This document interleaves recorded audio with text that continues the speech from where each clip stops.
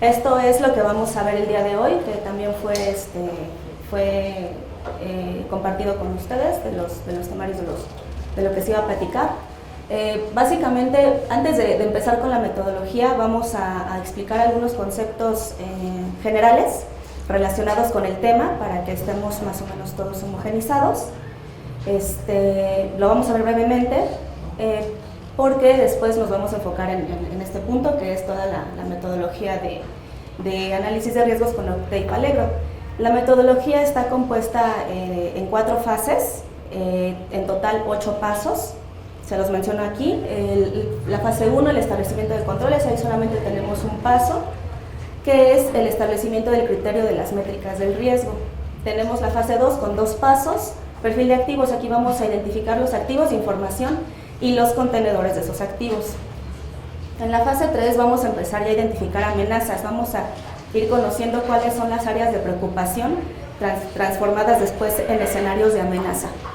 Y en la última fase ya vamos a empezar a ver más concretos los riesgos y las formas de mitigación de los riesgos. Aquí tenemos tres pasos y esa es todo lo que vamos a ver el día de hoy. ¿Sale? Muy bien, entonces vamos a hablar de estos conceptos. Seguramente los han estado revisando a lo largo de las otras pláticas, cursos que hemos estado teniendo en la semana. Sin embargo, los vamos a repasar nuevamente en esta para que ustedes estén más frescos y entremos de lleno a la metodología. Entonces vamos a hablar de lo que es un activo, lo que es información, lo que es un contenedor, riesgo, amenaza, qué es una vulnerabilidad, qué es el impacto, qué es un control, ¿sí? Los requisitos básicos de la seguridad de la información, qué es la confidencialidad, la integridad, la disponibilidad, todo eso vamos a revisar. Y pues bueno, vamos a comenzar. Entonces, vamos a comenzar con el activo. El activo es básicamente todo o cualquier cosa que tiene valor para la organización. ¿Sí? Un activo puede ser pues, este apuntador, puede ser la mesa, puede ser este auditorio, puede ser un servidor. Un activo es también la gente, los conocimientos, la marca de una compañía, las ideas, la experiencia incluso, también todo eso son activos. Depende de la organización lo que va a identificar como activos críticos, como los más importantes. Eso depende de cada empresa o de cada organización y estará determinado de acuerdo también al alcance de lo que se quiera manejar. Por ejemplo, en este caso, para el análisis de riesgos, ¿sí? Ahí vamos a ver qué identificamos como activo. Entonces, como les decía, son tangibles o intangibles y claro que es importante identificarlos porque sobre ellos se puede materializar también un riesgo.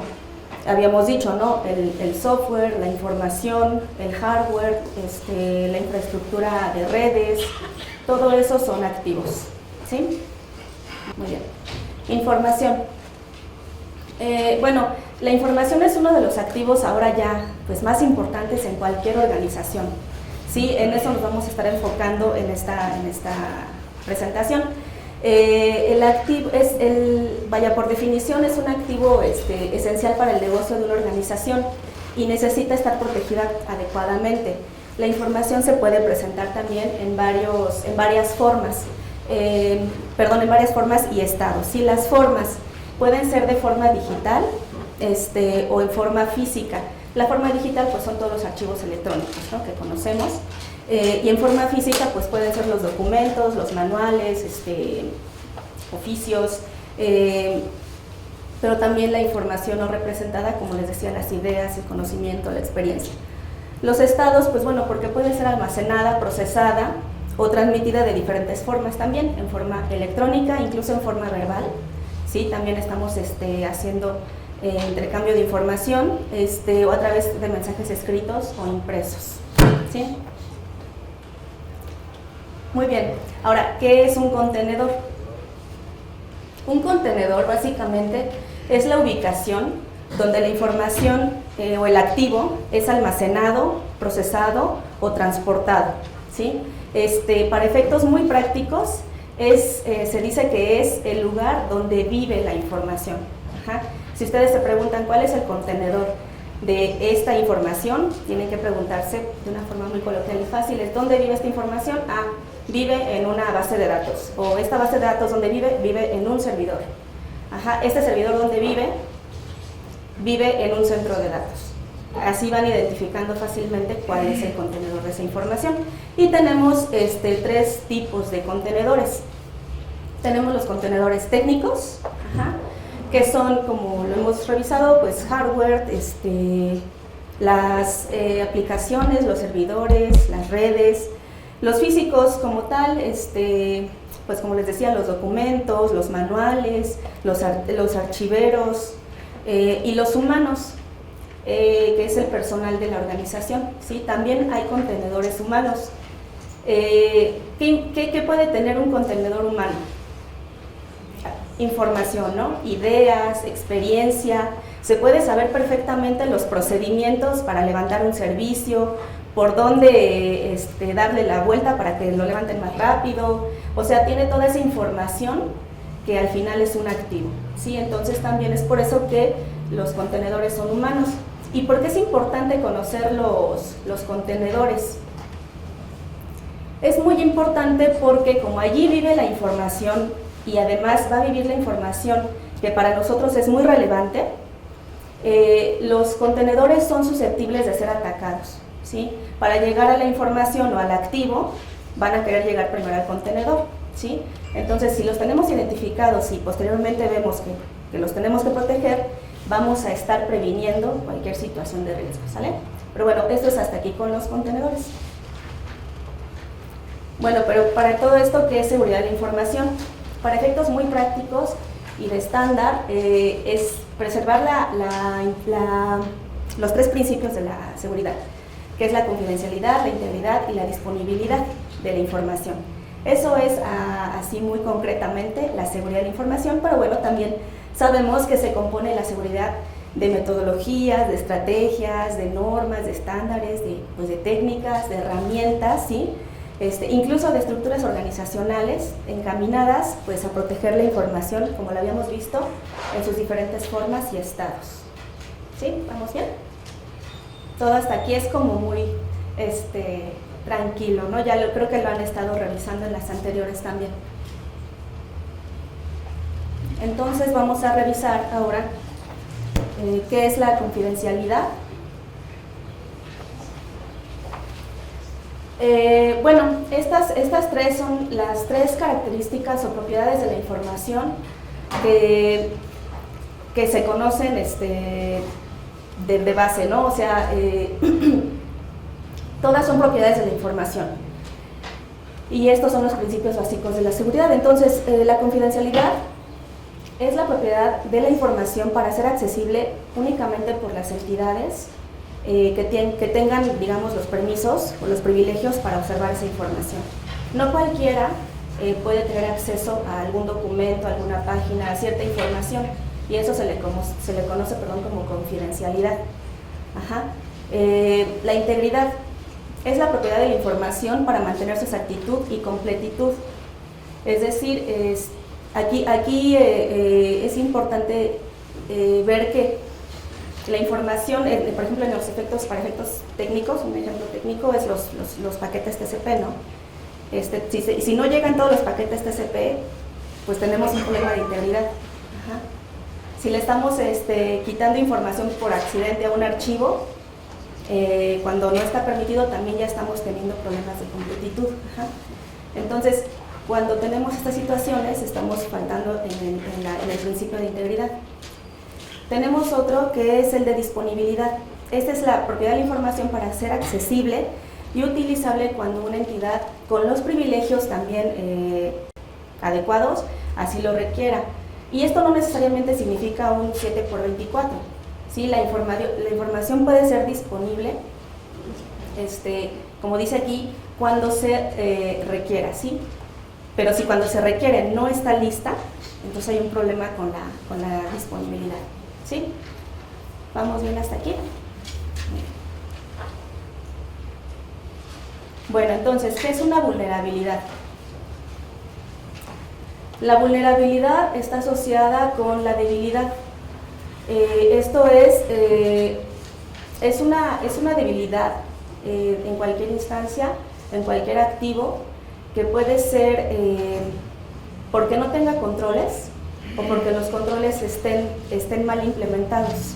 Sí, incluso también puede haber vulnerabilidad intrínseca a los activos. Por la propia naturaleza de los activos hay vulnerabilidades también. Entonces, nuestro concepto aquí es identificar la debilidad, ¿sí? Y una debilidad, de hecho, también por sí sola tampoco va a producir ningún daño, sino que va a ser una puerta, como una puerta abierta para que en este caso una amenaza pudiera explotarla. Pero si no tuviéramos amenazas, las vulnerabilidades pueden estar allí, las debilidades pueden estar allí y no pasar nada, pero pues en este mundo ya eso no es posible, ¿no? Entonces, aquí tenemos que las debilidades se encuentran dentro de los activos. Entonces vamos a ver ahora pues qué es una amenaza. La amenaza es el potencial de daño a un activo, es decir, las amenazas están ahí alrededor de los activos, están listas para identificar las vulnerabilidades y atacar, explotarlas y hacer entonces un daño. Entonces, las amenazas por sí solas no están presentes en los activos, sino que están como acechando, están como al pendiente de llegar y explotar esa vulnerabilidad. Muy bien, ¿dudas hasta aquí?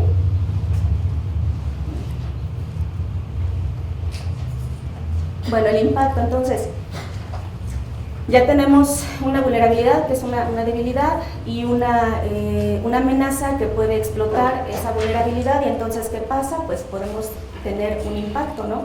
Podemos tener una consecuencia, que el impacto es una medida de cambio o de daño en un activo.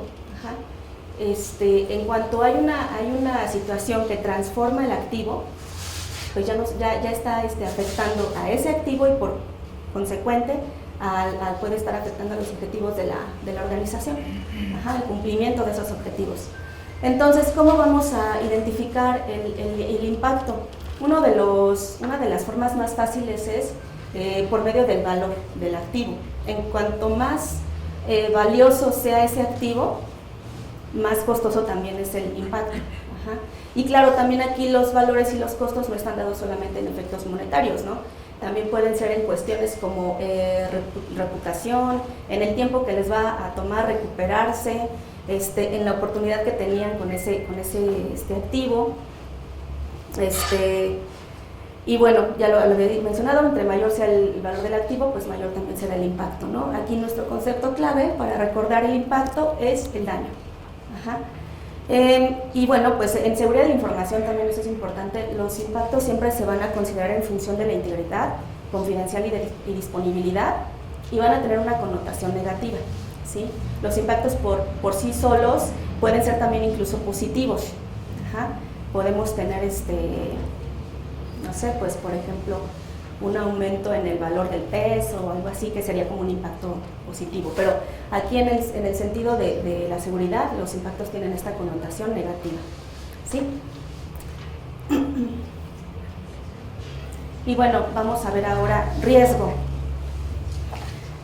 Riesgo es la probabilidad o el grado de incertidumbre cuando una amenaza está explotando una vulnerabilidad. Va a haber un riesgo, ¿sí? ¿Qué tan grande es ese riesgo o tan pequeño? Esto es precisamente el grado de incertidumbre o la probabilidad. Entonces, aquí nuestra palabra clave es esa precisamente la incertidumbre. Aquí que es importante también, aproveché para apuntarles lo que es el riesgo residual. El riesgo residual es aquel riesgo que queda después de aplicar un control. Ahorita vemos que es un control.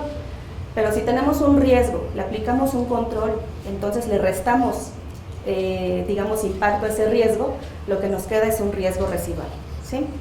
Y bueno, finalmente, dueño del riesgo, que igual también la definición de estándar es, pues, la persona, el área o incluso departamento con la responsabilidad y autoridad para gestionar un riesgo, así de sencillo, ¿sale? Y bueno, también aquí no lo apunté, hay otro concepto que se llama apetito de riesgo.